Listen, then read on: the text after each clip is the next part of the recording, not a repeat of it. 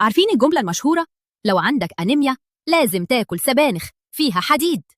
الحقيقة ده خطأ شائع جدا. السبانخ فعلا فيها حديد، بس المشكلة إن الجسم مش بيعرف يمتصه كويس.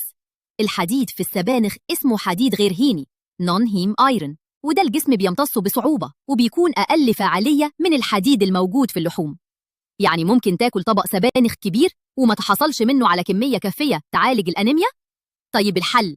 ركز على الكبدة، اللحمة، الفراخ والأسماك. دي مصادر فيها حديد هيني سهل الامتصاص، ومعاهم دايما فيتامين سي زي عصير برتقال أو فلفل رومي، لأنه بيزود امتصاص الحديد بنسبة كبيرة.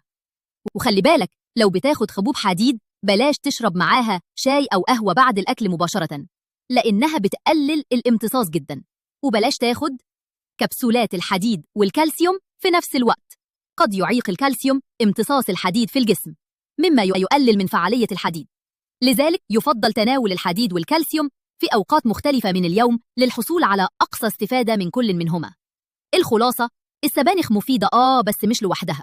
علشان تعالج الأنيميا بجد لازم تختار المصادر الصح